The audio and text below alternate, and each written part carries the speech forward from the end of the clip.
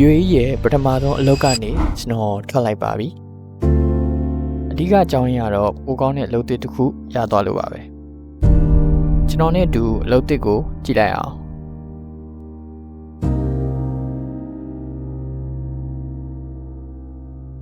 အခုအလုပ်ကတော့မနက်9:00 နာရီကတည်းကသွားရပါတယ်ရှေ့ဗီဒီယိုမှာပြောခဲ့တဲ့အခန်းပြောင်းရတဲ့အကြောင်းရင်းရတယ်ဒါကြောင့်ပါပဲဒါကတော့ရုံးကပေးတဲ့ laptop နဲ့အိတ်တွေပါလုံးလုံးတစ်စီကိုသွားဖို့က10 မိနစ်လောက်တော့လမ်းလျှောက်ရပါတယ်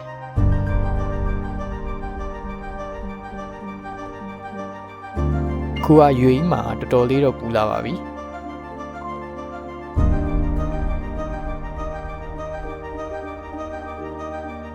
အဘူဒါဘီမောကိုသွားနေတာပဲဖြစ်ပါတယ်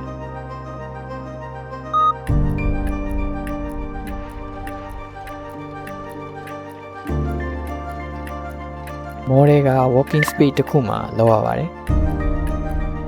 entrance ကတော့ face ID နဲ့ပါစီးရင်ပေးထားတဲ့သူတွေပဲဝင်လို့ရပါတယ်ဒါကတော့အလောက်ကပေးထားတဲ့ laptop နဲ့ကျွန်တော်ရဲ့ laptop ပါမနက်ခင်းအစောဆိုတော့ဒီမှာဘယ်သူမှတော့တိတ်မရောက်သေးဘူးပေါ့နော်ကဲဒါဆိုဟိုနားဒီနားတစ်ချက်လိုက်ကြည့်လိုက်အောင်ဒီမှာ office အနေနဲ့အပြန်ကားထားတဲ့သူတွေလည်းရှိတယ်လို့ freelancer တွေလည်းလာလုပ်ကြပါတယ်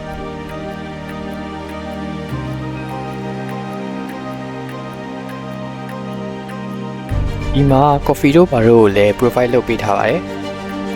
ကျွန်တော်ကတော့ coffee မတောက်တတ်တော့နွားနို့ပဲတောက်ပါမယ်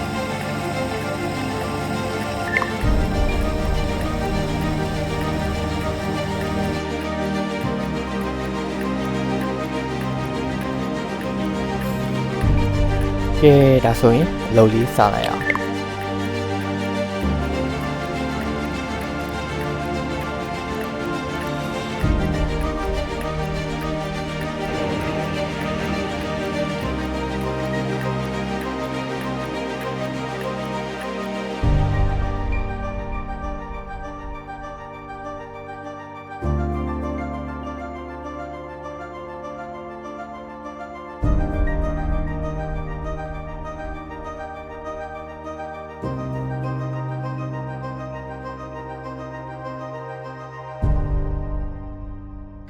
2 နာရီထိုးပြီဆိုတော့ကျွန်တော် break ချိန်2 နာရီယူပြီးတော့နေ့လည်တော့စားမှာပဲဖြစ်ပါတယ်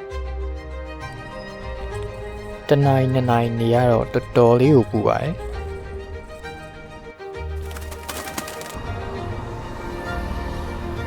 နေ့လည်တော့စားပြီးတော့ပြန်ရောက်ရင်လည်းတစ်ခါပြန်ကန်ရပြန်ပါတယ်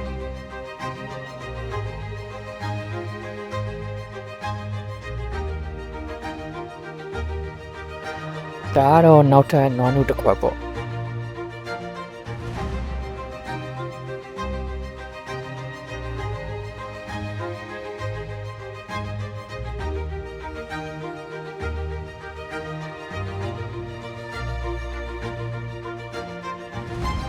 ကျွန်တော်အလုပ်ကများသောအားဖြင့် laptop ရှေ့မှာထိုင်နေရတာပိုများပါတယ်ဒါ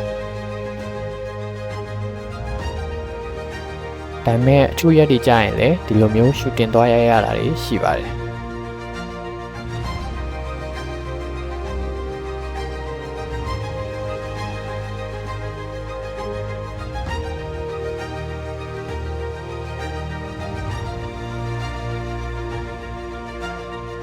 6 နာရီထိုးပြီဆိုတော့အခန်းကိုပြန်ပါပြီ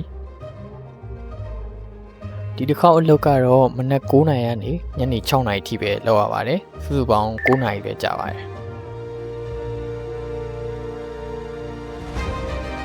ကျွန်တော်အလုပ်တစ်ဘယ်လိုရှာခဲ့လဲဘယ်လိုရခဲ့လဲ